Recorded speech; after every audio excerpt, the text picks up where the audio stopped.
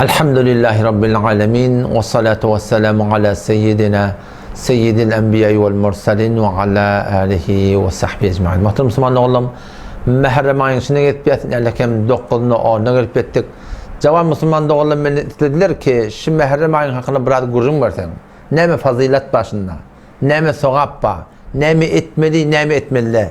Edilen işten hayti bir ehl-i sünnete göre, hayti bir ehl-i sünnete göre de Müslümanlar oğlum. Dikkat edin. Müslümanlar oğlum bazıları fıkh diyorlar ki şi mehrem diyorları, Aşura diyorları, Tasu'a diyorları, Hazreti Hüseyin radıyallahu anh'ın Kerbela'da şehit olurluğu derefli, şundan mehr başlanmaka diyorlar. Ne bile başlanmaka diyorlar?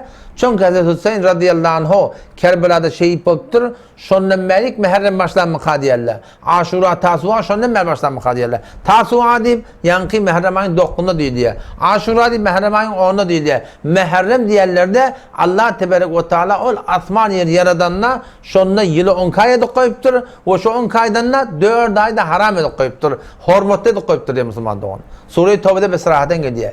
İnne iddeteşşuhuri indallahi 12 şehra يَوْمَ خَلَقَ السَّمَاوَاتِ وَالْأَرْضِ مِنْهَا أَرْبَعَةٌ حُرُمٌ Ne diyor baktaki? İnne iddeteşşuhuri indallah bir şey ayların tani, bir yılın aylarının tani, Allah Teala'nın yanına ne kadar? 12 şehra 10 kay deyip durur Huday Teala. Bir yıl Allah Teala'nın yanına 10 kay diye. Oğlum minha arba'atun hurum. Şondan niye 4 ay diye Huday Teala haram deyiptir. Yevme halakas semavati vel ard asman yer yaradanna Allah tebarek ve teala yılı 10 kay edip koyuptur. Şondan da 4'ünde haram edip koyuptur. Muharrem ayda şon bir Müslüman doğun. 4 ay haram ay. Şol ayın bir neme 3'ü de idin diye. Zil Ka'de va, Zil Hacce va, Muharrem va. Şurada idin diye o taraftan Recep ayı va. İdin neme Şaban ayı va. Onun neme Ramazan ayı va. Şu 4 ay haram ay diyorlar. Şu 4 ay Huday Teala'nın Allah Teala'nın has bir erziş koyuptur, kıymet koyuptur Müslümanlar oğlum. Ne may bolli? Zil Ka'de, Zil Hacce, ondan sonra Muharrem bolli. Ondan sonra neme? Recep ayı ki Şaban ayı uçak diye. Arabi suratında Türkmen ay diye daha. Hani ki anlatacak İslam'dan bir de gelip yeten aile var da şey değil mi? Şu da ayda ne çe 10 kay şu. Şu başı ne bilen başlıyor? Muharrem bilen başlıyor. En şu at baş Şemsi'de Ferverdin bilen başlıyor değil mi? Yadın onu. Ferverdin orada bir falan dikkat yakın değil mi? İslami taydan bir yılın başı ne bilen başlıyor? Muharrem bilen başlıyor. Avul Muharrem, ikinciden Safar, üçüncüden Rabiul Avval, ondan sonra dördüncü Rabiul Thani, beşinciden Cumadiyel Avval, altıncısı ne? Cumadiyel Thani, yedincisi Recep. Ondan sonra tekkilencisi Şaban, 9'uncisi Ramazan, 10'uncisi Şevval, 11'uncisi Zilkade, 12'uncisi ne mi? Zilhacce. Bu yıl bollu 10 ay, onun yamaçlardan başlama olsa ne yapalım diye? Muharrem yılın başı var diye Müslümanlar.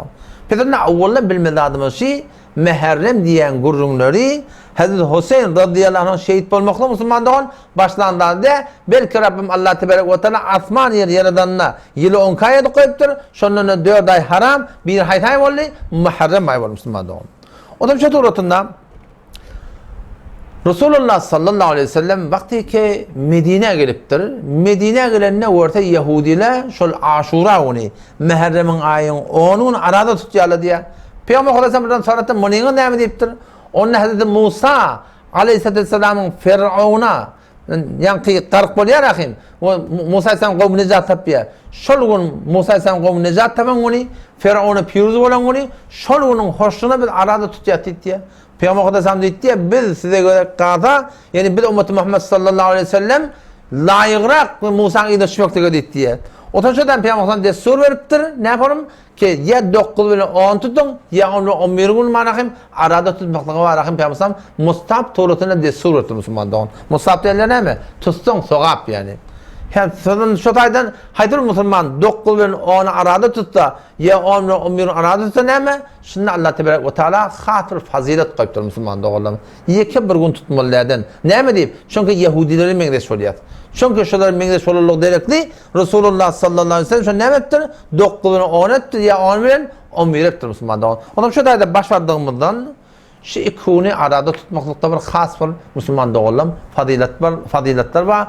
Keffara olacak günahını sagiralamada. sagire günahlarına kefara olacak. Kebire günahlar ki beter tanı kânu tesvana kıynantakta oradan tövbe etmek gerek. Hakkın nasından tövbe etmek gerek. Haram yemeden, haram içmeden tövbe etmek gerek. Haram içmeden tövbe etmek gerek. Tövbe etmeyenlerden tövbe etme Müslüman doğun. O datlar bir erecebayın aradığın toğa bilen, mehremayın aradığın toğa bilen, bu datlar Müslüman doğun, ol bağışlanmıyor yani. Şuur kurdum. Ondan sonra mehremayın arahim içinde Resulullah sallallahu aleyhi ve sellem arada kent tutarmıştık diye. Bu da mustahab. Haydi bir adamı her bir mübarek başarıyan olsa mehrem ayda başarını arada tutun. Onda da var kent toğappa. Elbette vacip de, ya fard de, ya sünnet-i muakkede de mustahab. Bir adam tutsa Müslüman doğun, şunda var akım toğappa. Yeni bir fazilet, bir hulata, Ehl-i Sünnet boyunca Allama Leknevi rahmetullahi aleyhi yankı Mecmu-i Risale'nin 5. cildinde hulata şıbır sabit kep deyip şun hulata oturan kevinin birine ama hayti bir adam Aşura günü mehrem ayın 10'u günü yani bana oğlun şoğuna şoğun kerdak idirte kerdak iştirte bir yıl şoğun günün şoğuna genişlik verecek diye bir gurum var diye. Resulullah sallallahu aleyhi ve sellem'den bir hulata bir muhtelif suretlerine rivayetler geliptir.